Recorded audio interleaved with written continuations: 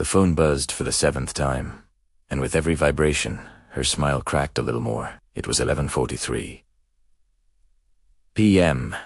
on December 31st, and the most powerful woman in the city was standing alone on a freezing sidewalk, staring at a restaurant door that refused to open for her. If you've ever felt invisible in a crowd, stay with me, because what happens next will change how you see kindness forever. She was known to the world as Evelyn Hardtech Billionaire, the youngest female CEO to ever take a company public. Her face appeared on magazine covers with words like fearless and unstoppable. But tonight, no one recognized her. Her black coat was plain, her hair tucked under a wool hat, her makeup minimal. She wanted it that way. One night a year without assistance or security. One night to feel normal. Inside the restaurant, laughter spilled through the glass. Champagne flutes clinked. Couples whispered wishes for the year ahead. Evelyn stepped forward and gave her name. The host barely glanced up. "I'm sorry, miss. Fully booked. Reservations only." "I understand," Evelyn said softly, "but I called earlier. I was told to come by."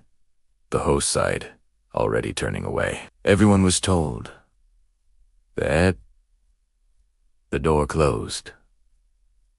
Locked.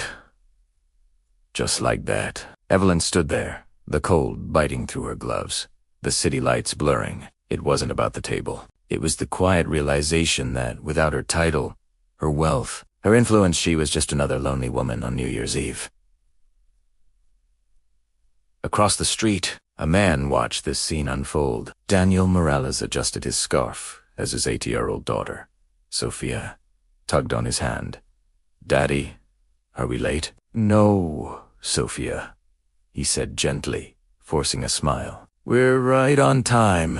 Daniel was a single dad, a night shift hospital custodian who had saved 4 months to afford this one dinner out. His wife had passed 2 years earlier, and he wanted to give Sophia something bright to hold on to, something hopeful. They walked toward the same restaurant. Daniel approached the host with nervous politeness. "Reservation for Morales." "2." The host checked, then nodded. "Right this way." As they passed Evelyn, Sophia looked up at her, then back at her dad. She whispered loud enough for Evelyn to hear, "Daddy, why is that lady sad?"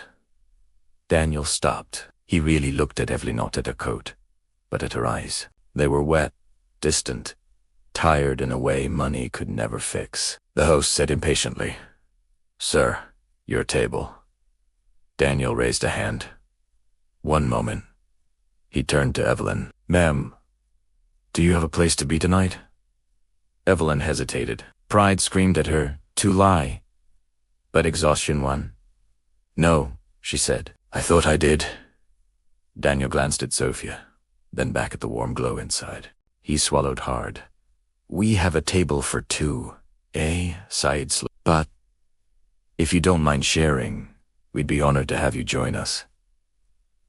Evelyn stared, stunned. "I couldn't." Sophia smiled, showing a gap where a tooth was missing. "Please," she said. "It's New Year's. Nobody should be alone.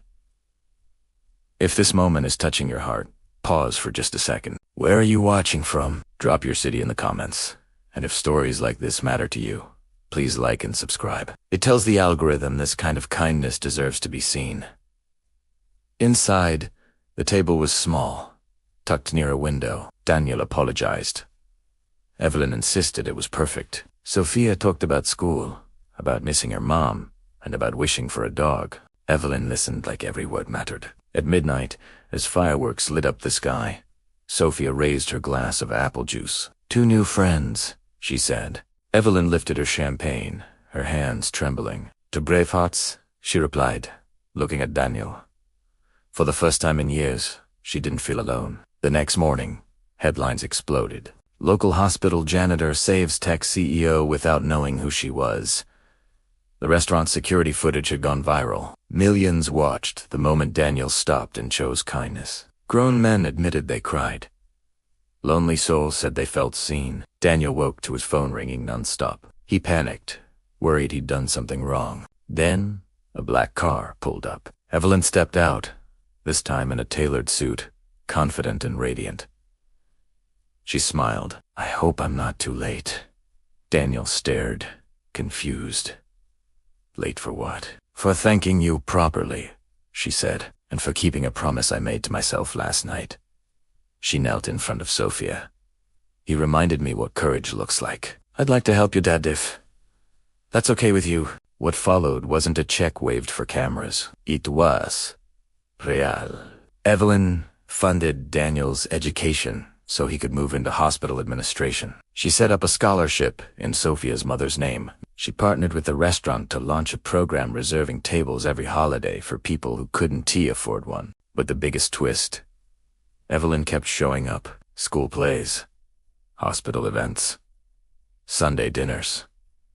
Somewhere between shared meals and late-night talks, two lonely lives began stitching themselves into something whole. On the next New Year's Eve, a year later, the same restaurant held one table open all night. No reservation needed. Just a sign that read, "No one celebrates alone." Evelyn, Daniel, and Sophia sat there together, counting down. Not as a billionaire and a janitor, but as proof that one brave choice, one pause, one question, one open seat can change everything. If this story moved you, don't keep it to yourself. Like, subscribe, and share it with someone who might need hope tonight. And remember, sometimes the most powerful thing you can give is a place at your table.